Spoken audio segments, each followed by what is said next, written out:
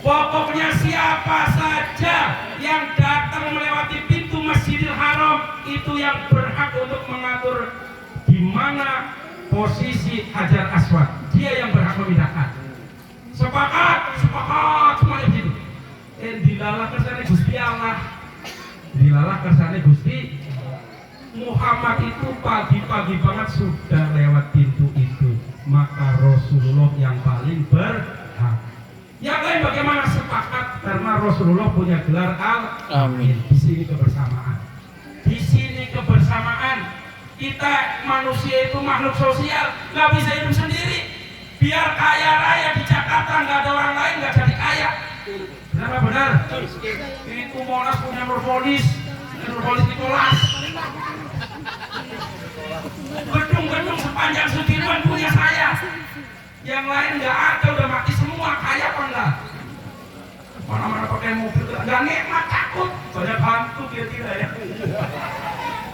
Kita dibilang kaya karena ada orang miskin. Ada orang lain. Kita dibilang nikmat karena ada orang lain. Orang ini kan sawang sinawang. Orang lihat Ustaz Nicholas enak di sawang. Saya lihat sampai enak, masya Allah. Jakarta pada makmur, pada sukses, kontrakannya banyak, bisnisnya lancar. Tapi sesukses manusia pasti punya masalah. Ketika ada masalah butuh orang lain apa enggak? Ya betul. Ini diajarkan oleh Rasulullah. Rasulullah enggak kemudian petenteng saya orang yang pertama lewat pintu itu saya berarti enggak dia. Enggak kemudian petenteng adikuno. Saya ngomong salah rambut tadi. Betul. Tetapi bagaimana Rasulullah yang berhak meletakkan Hajar Aswad supaya muncul kebersamaan, semua kabilah dipanggil. Ambil selendang digelar, Hajar Aswad ditaruh tengah-tengahnya. Silakan sampean pegang pucuk sono, sampean pucuk sono. Ini Pak Lurah Pak RW sono. Pak Haji orang kaya nih dermawan sono. Oh ini orang PDI sebelah sini. PKS sono. PKB nanti P3 nawar P3 sebagainya semuanya terlibat. Nah kalau orang itu sekaya apapun kan mati orang bisa mendem dewek. Siapa orang? Butuh orang lain apa enggak? Saya waktu kemarin tampil di Indosiar, saya itu jadi artis cuma spesial jadi ustadz kuburan. Asyik. Tiap hari hidupnya di kuburan, syutingnya di kuburan. Terpaksa yang nggak ada kuburan itu tanah dibikin seperti kuburan, digali, dikasih apa namanya itu cukup seperti itu. Jadi kalau yang kemarin waktu Indosiar punya acara azab belum bungkus, mungkin sedikit banyaknya lihat muka saya yang rada-rada. Masalah itu kuburan. Ibu bapak yang saya hormati, sampai di mana tadi saya ngomong? Kuburan. Sebelum itu. Indosiar. Itu tidak bisa hidup sendiri.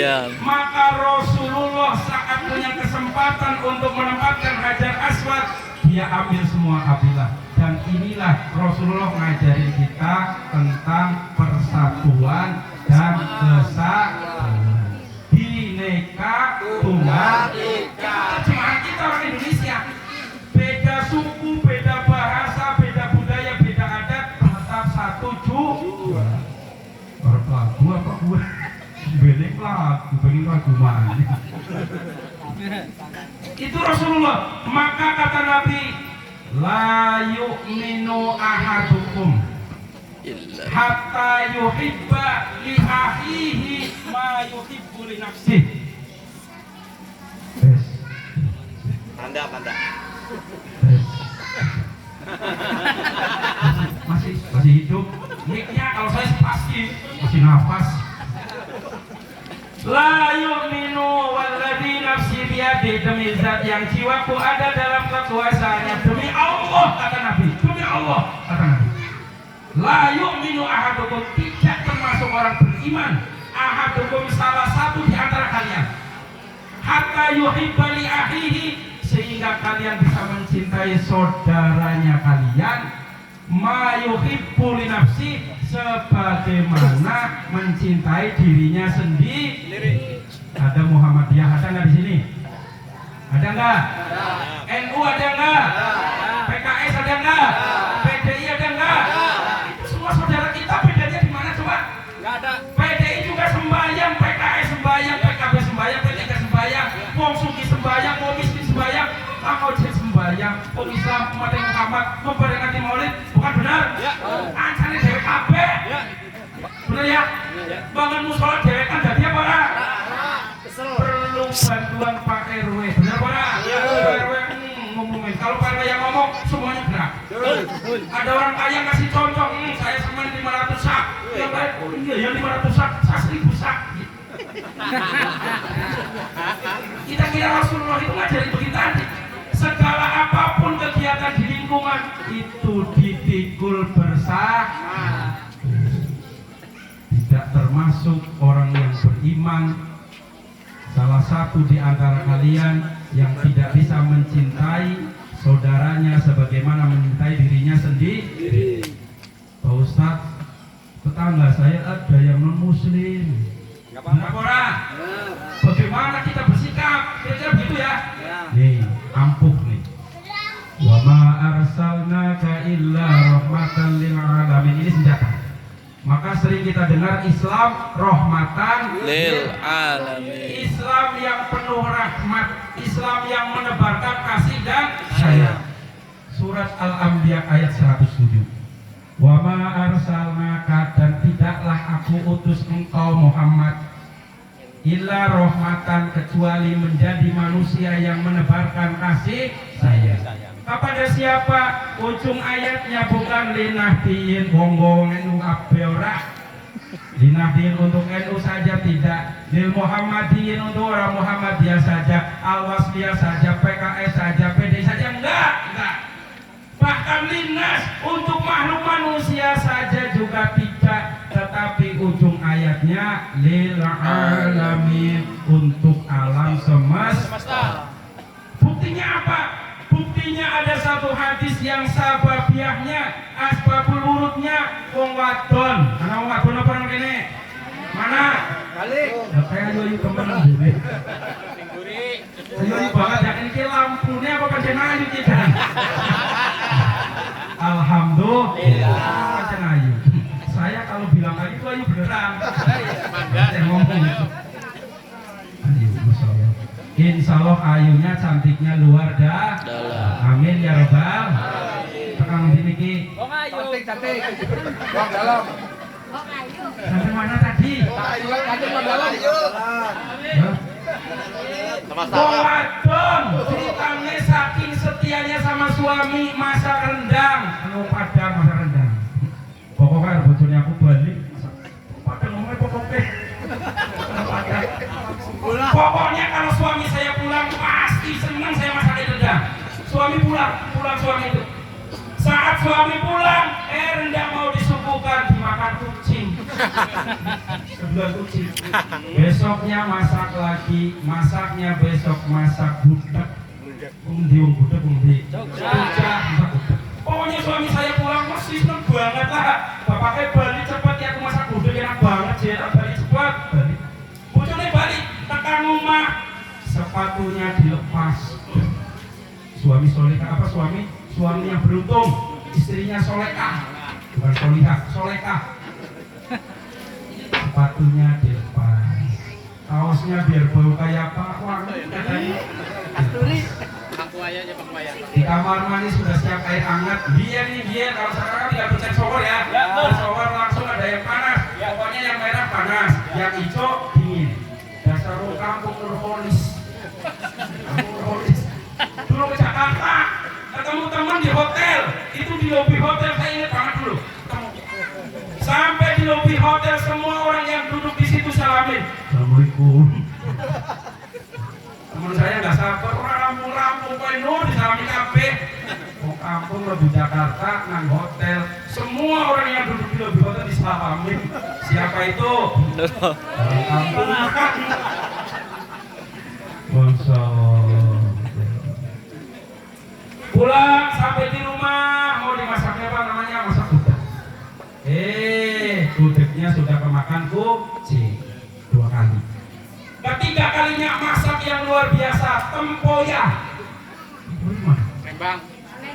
Itu yang ada apa buah apa durian ya? Ustaz tahu aja tempoyak tahu. Orang saya ceramah Palembang, Jambi. Wah, udah muter-muter dah. Tahu. Jadi kalau di sana disuguhi apa? Tempoyak. Masak tempoyak, wah nikmat luar biasa. Makanan mahal. Suami pulang, kebetulan suaminya Palembang. Sudah siap dihidangkan tuh masakan tempoyak. Diambil kucing. Kira-kira kucingnya diapain?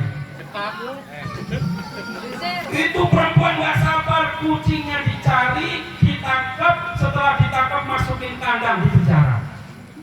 Di dalam kandang-kandangnya dikunci 3 hari 4 hari, lupa, nggak dikasih makan, nggak dikasih mie. Tahu saya. Waya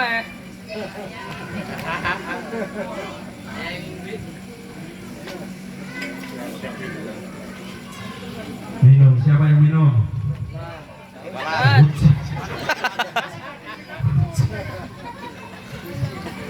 Lupa kucingnya di kandang, nggak dikasih minum, nggak dikasih makan, mati. Berita kucing mati sampai ke hadapan Rasulullah.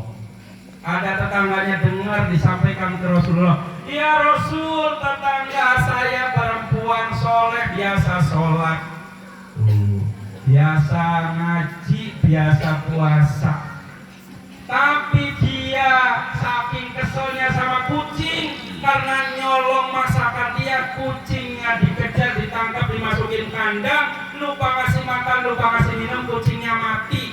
Jawaban Rasul ini menjadi asbabul wurud satu hadis. Rasulullah sabdakan, kaholatil mar'atun naro fi hirrotin. Kaholat sudah masuk. Kaholat masuk siapa? Almar'atu perempuan annaro ke dalam neraka fi hirrotin karena sebab kucing. Kalau yang anak pesantren tahu faedah fi di sini bukan filidorbiah, bukan bermakna di dalam, tetapi maknanya sebab. Perempuan tadi masuk neraka karena sebab kucing. Artinya apa? Islam menebarkan kasih sayang tidak cuma kelompok Muhammadiyah saja, tidak cuma buat kelompok PKS saja, tidak cuma buat kelompok PDI saja, bahkan tidak cuma buat umat manusia saja, tetapi untuk seluruh Alam. termasuk kucing. Kucing disia-sia bisa menjadikan orang itu masuk neraka. Itu Islam rahmatan lil alamin. Jadi Rasulullah sabdakan, man adza dimian faqad adani wa man adani faqad adallah. Barang siapa yang menyakiti dhimmi, siapa dhimmi?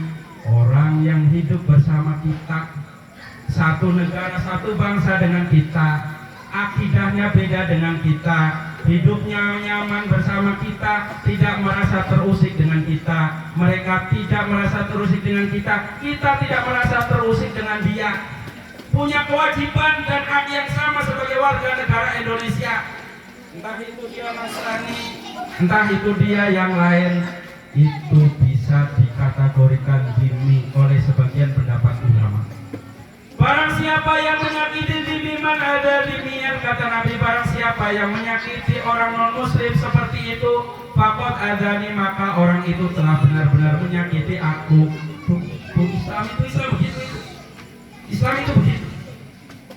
Waman adani, dan barang siapa yang menyakiti aku, faqad adallaha, maka orang itu telah benar-benar menyakiti Allah.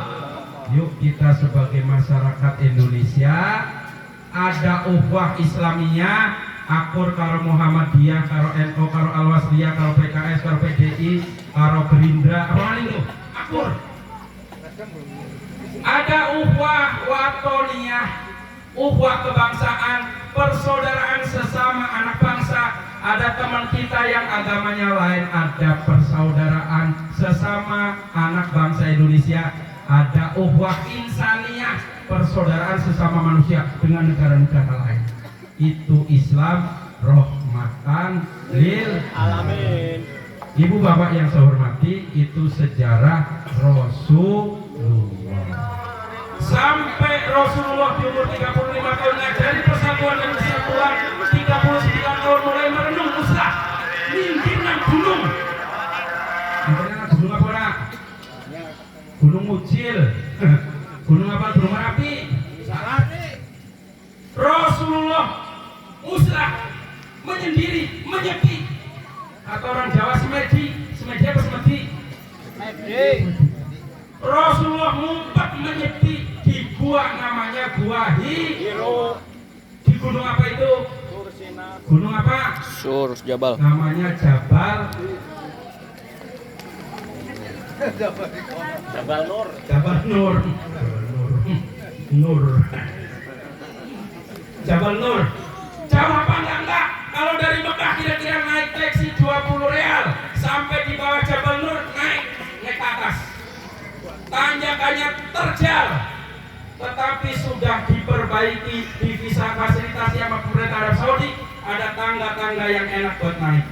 Kalau kira-kira bahaya, ada besi pegangan. Jangan khawatir, biar kata nenek-nenek, insya Allah bisa naik ke Jabal Nur.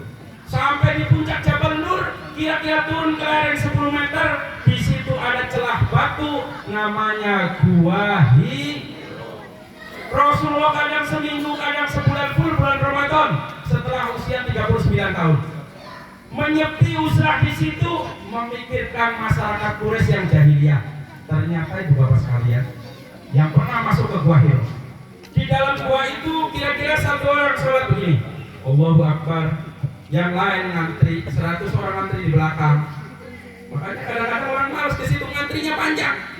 Muat satu orang sholat sunat mutlak, yang lain gak bisa ngantri panjang. Sholat kalau terlalu ke depan, batu kayak kejedot, batu jeduk. Makanya agak mundur, sujud, saat duduk, selesai sholat, melihat ke depan ada lubang. Di Gua Hiro ada lubang, yang dengan lubang itu kita bisa mandang seluruh kota Mekah. Maka saat itu berarti Rasulullah menyepi di Gua Hira, melihat, memperhatikan budaya jahiliyah masyarakat Mekah, dipikirkan, direnung. Sekian tahun di situ, maka kemudian Allah turunkan wahyu surat Al-Alaq ayat 1 sampai 5. Itu sejarah Nabi sampai menjadi Nabi. Sampai menjadi Nabi kemudian singkatnya lagi, biar singkat nih. Turunlah ayat-ayat tauhid, membenahi kemusyrikan, membenahi kejahiliahan, membenahi tauhid. Rasulullah ngajari masyarakat Quraisy supaya bertauhid, mengesahkan Allah. Sampai 13 tahun, kemudian di mana di situ pamannya meninggal. Siapa pamannya? Abu Thalib. Istrinya Siti Khadijah meninggal.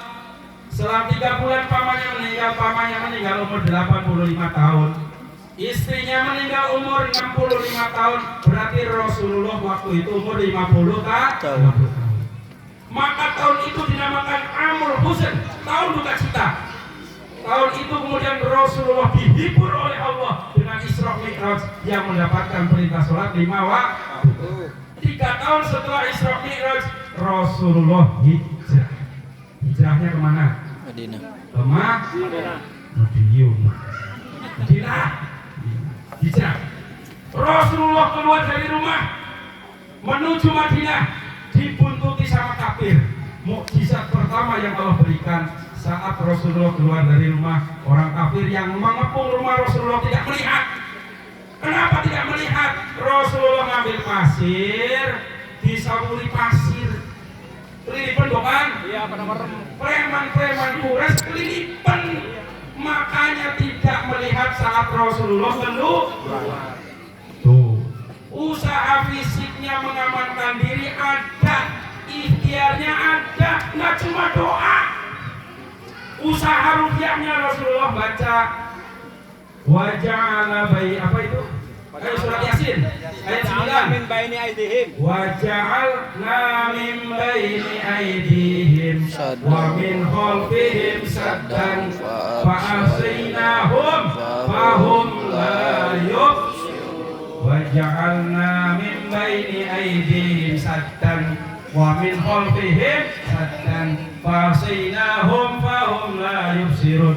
Dijadikan dinding di depan mereka, di belakang mereka, kami tutup mata mereka sehingga tidak melihat Muhammad keluar, nggak lihat. Ini usaha kita, fisiknya iya, ruhiyahnya kepada Allah iya. Tuh, jangan doa-doa. Saat keluar ada orang Quraisy satu resek. Kenapa resek? Dia melihat Rasulullah datang ke situ, kesampaian pada ngapain kene, patin petenggang, paham apa?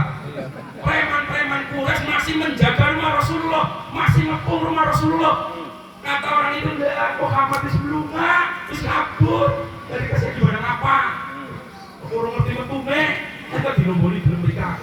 Karena semua orang percaya pintunya didobrak, masuk, dicari ke kamar Muhammad yang ditemukan sahabat Ali. Siasat. Dakwah perlu siasat. Ali suruh tidur di situ.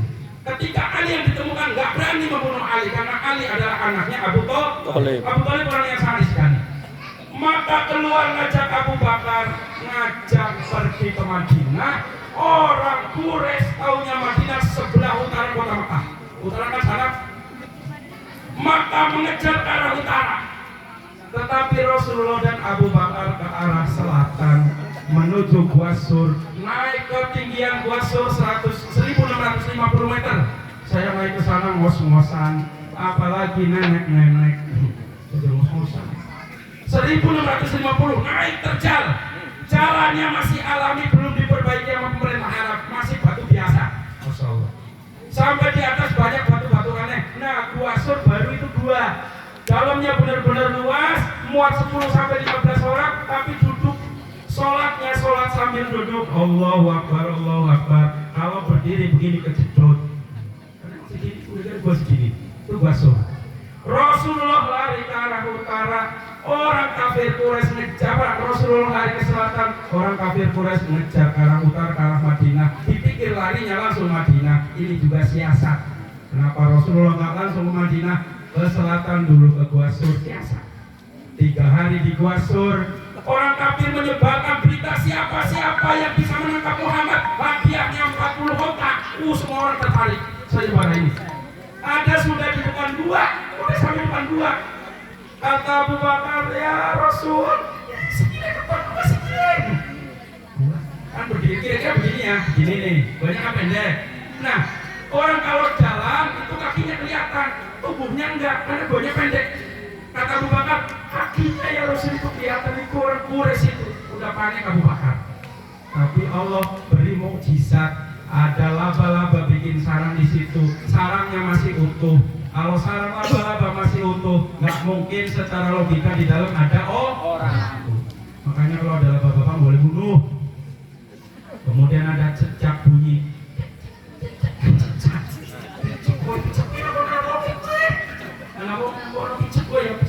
Begitu ya? Cecak katanya sudah bunuh gitu ya? Saya masih belum nyambung. Nah bahasa Arab orang nggak bisa lihat itu bukan cicak, bukan. Cecak kan ngomongnya begitu ya. Cicak, kalau cicak itu di dalam Quran. Bahasa bukanya apa sih? Arab umyun ya, amia ya, amia. Bukan cicak. Makanya saya masih belum nyambung itu tuh. Intinya Allah kasih mukjizat, gak lagi yakin kalau di situ ada. Makanya gak ketangkep. Di sini perempuan, pahlawan perempuan. Siti Asma binti Abu Bakar pura-pura aman wedus di bawah Bukit Sur. Saat sepi dari pantauan kafir, naik ngasih makan sama minum Nabi dan Abu Bakar. Itu siasat. Maka semua gerakan dakwah harus pakai rencana yang matang dan terukur. Harus punya siasat, harus punya strategi supaya tidak terbaca oleh orang lain. Singkatnya sampai Madinah. Di Madinah kemudian disambut oleh masyarakat Madinah karena memang sudah ada menjalin hubungan janji namanya Bai'at Aqobah dengan pemuda Yasrib, siap masuk Islam, siap membela Islam. Begitu Rasulullah mau nyampe ke Madinah, disambut dengan sambutan luar biasa.